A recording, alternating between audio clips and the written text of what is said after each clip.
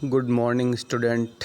मैं गुमाना राम, सहायकाचार्य भूगोल, राजकीय महाविद्यालय नावा।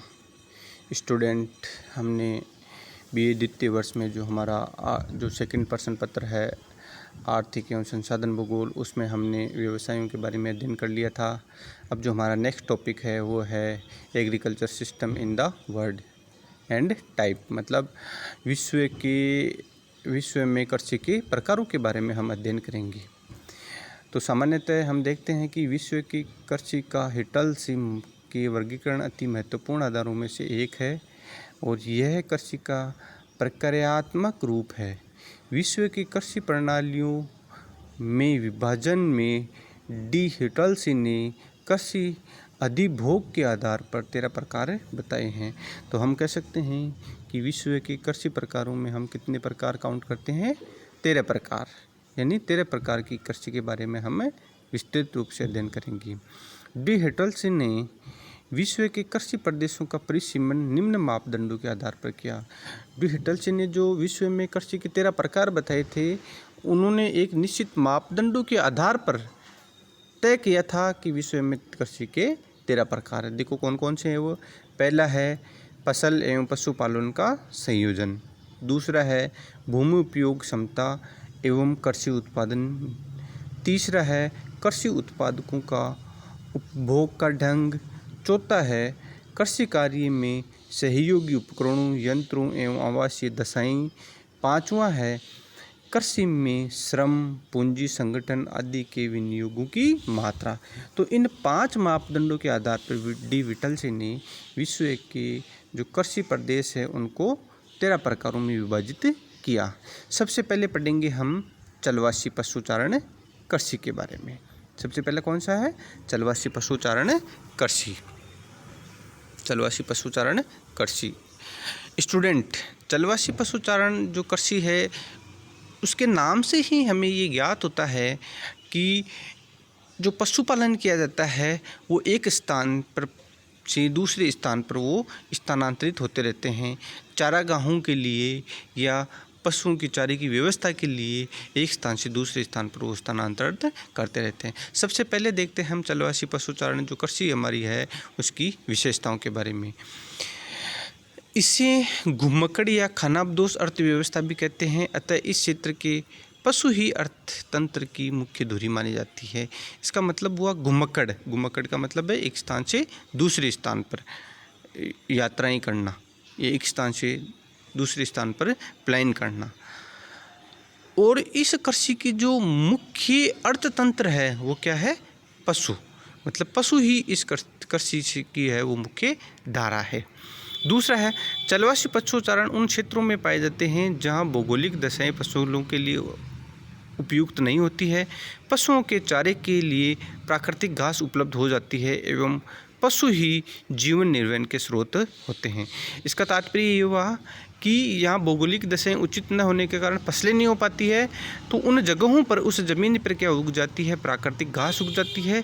तो जो पशु चारक होते हैं वो वहाँ घास चराते हैं, वहाँ घास खत्म होने पर दूसरे स्थान पर घास चराहा के लिए चले जाते हैं।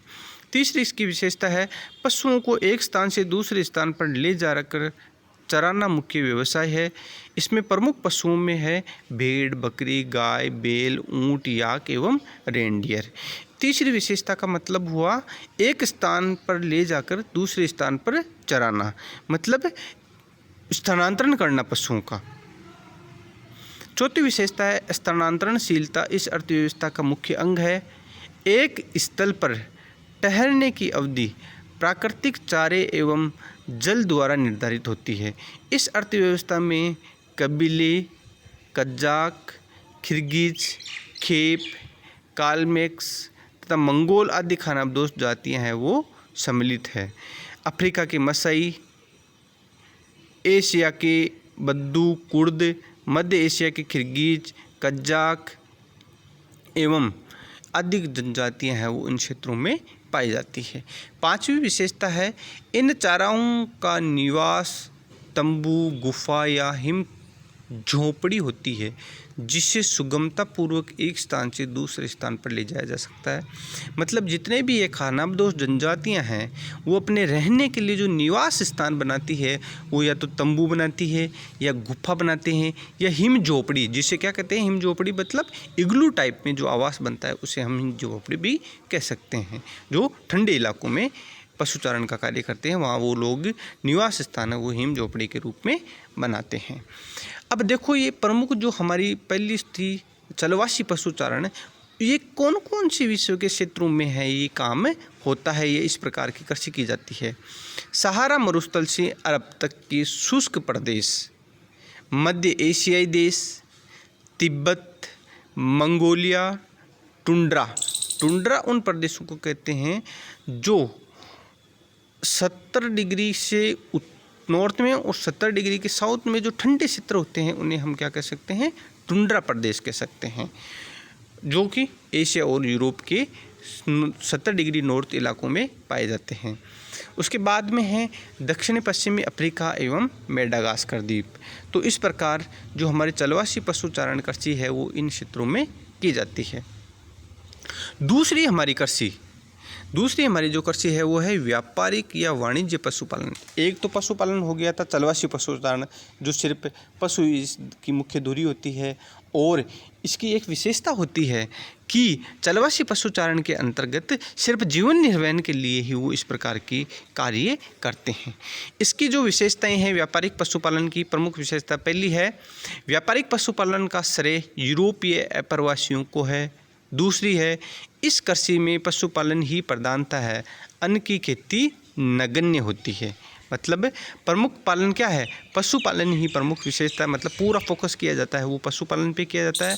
खेती यहाँ बिल्कुल भी नहीं की जाती है, तो वो सिर्फ अपने खाने के लिए ही जितना अनाज उगाना होता है उतनी ही वो खेती करते हैं, बाकी खेती है वो इसमें वाणिज्य के हिसाब से नहीं करते, वाणिज्य के हिसाब से सिर्फ और सिर्फ पशुपालन का काम करते हैं।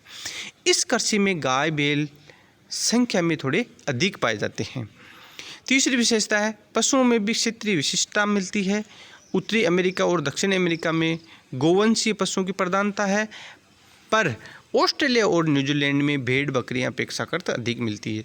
मतलब ये हुआ कि जो उत्तरी अमेरिका और दक्षिण अमेरिका में जो देश है वो गोवंश पे या जो गाय होती है उसके पशुपालन पे थोड़ा या गाय पशु पे पालन करने के लिए थोड़ा ज़्यादा जोर देते हैं, और ऑस्ट्रेलिया और न्यूजीलैंड में भेड़ बकरी पालन करने पे थोड़ा ज़्यादा जोर देते हैं। चौथी विशेषता वो है व्यापारिक पशुपालन प्रदेशों से ऊन, चमड़ा एवं मांस निर्यात होता है।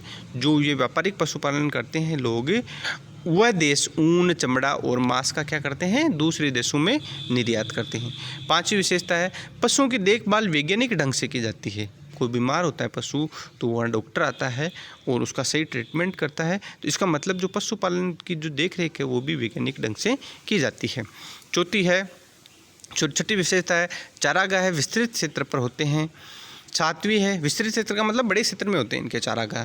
सातवीं विशेषता है व्यापारिक पशुपालन अर्धस्थायी ढंग की कृषि है। किस प्रकार की कृषि है, अर्धस्थायी ढंग की कृषि है। अब इसमें देखो जो हमारी व्यापारिक पशुपालन था उसमें भौगोलिक दृष्टि से व्यापारिक पशुपालन प्रदेशों को दो भागों में विभाजित किया गया है। एक तो समशीतोष्ण घास के क्षेत्र और दूसरा है उष्ण या सवाना विस्तृत घास के क्षेत्र। उष्ण का मतलब होता है 0 डिग्री और 0 डिग्री के आसपास के जो क्षेत्र होते हैं, 0 डिग्री से 15-20 डिग्री होती है और 15-20 डिग्री दक्षिण अक्षांश। और जो हमारे ये उष्ण कटिबंध, ये समशीतोष्ण कटिबंध होते हैं वो होते हैं 40 से लेकर के 60-65 डिग्री नॉर्थ और 40 से